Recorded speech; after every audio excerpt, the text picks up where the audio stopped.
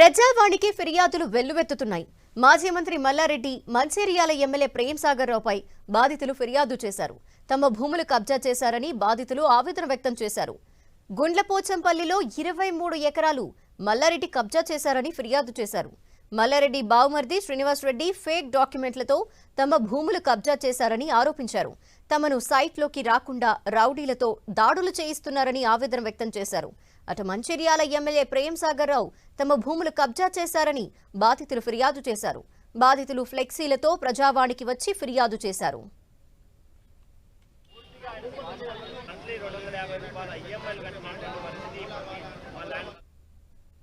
వాళ్ళు కూడా వస్తున్నారు అని చెప్పారు. ఎవరు వస్తున్నారు సార్, ఎవరు ఇచ్చారు కంప్లైంట్ అంటే మల్లారెడ్డి వాళ్ళ మరదలి కొడుకు ప్రవీణ్ రెడ్డి అతను వస్తున్నాడు, అతనే కంప్లైంట్ చేసిండు. ఆయన ఒరిజినల్ డాక్యుమెంట్ తెస్తున్నాడు.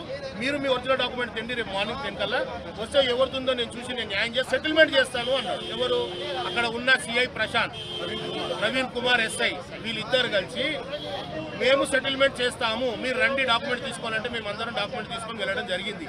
అక్కడికి వెళ్ళిన తర్వాత మా ఒరిజినల్ డాక్యుమెంట్ అన్ని చూసుకొని అందరి పేర్లు రాసుకున్నాడు ఎస్ఐ ప్రశాంత్, పేట్ బషీర్బాద్ పిఎస్. సో అందరి రాసుకున్నాడు. మరి అక్కడ సెటిల్మెంట్ అయితే ఏం జరగలేదు. ప్రవీణ్ రెడ్డి బదులు శ్రీనివాస్ రెడ్డి వచ్చిండు, ఆయన మాట్లాడతాడంట, మీరు వెళ్ళి మాట్లాడుకోండి అని చెప్పి వాళ్ళు ఈజీగా మమ్మల్ని కొట్టి పడేసారు. శ్రీనివాస్ రెడ్డి ఎవరండి? మల్లారెడ్డి బాంబార్ది.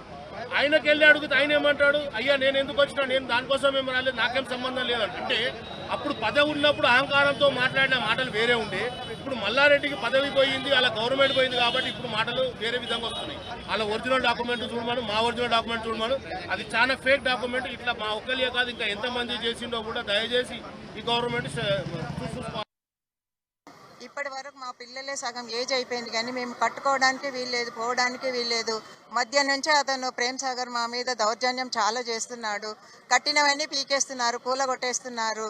మేమేమి చేయలేకపోతున్నాము. పోయి భయపడగా అక్కడికి వెళ్ళడానికి కూడా భయపడుతున్నాము. మా పైసలు డబ్బులు పెట్టిన ఫ్లాట్ మేము మా పిల్లలకు మేము ఇచ్చుకోకూడదండి.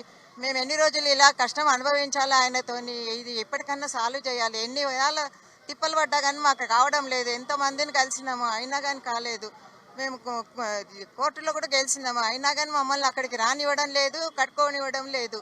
మా పిల్లల గురించి మేము భవిష్యత్తులో మాకు బాగుండాలని మేము చాలా బీదరికంలో కొన్నాము. మా ఆ ప్లాట్స్ మీద అసలు ఎలాంటి అభ్యంతరాలు లేవు, కానీ అతను ఎందుకు మమ్మల్ని ఆపుతున్నారో మాకు అర్థం కావట్లేదండి.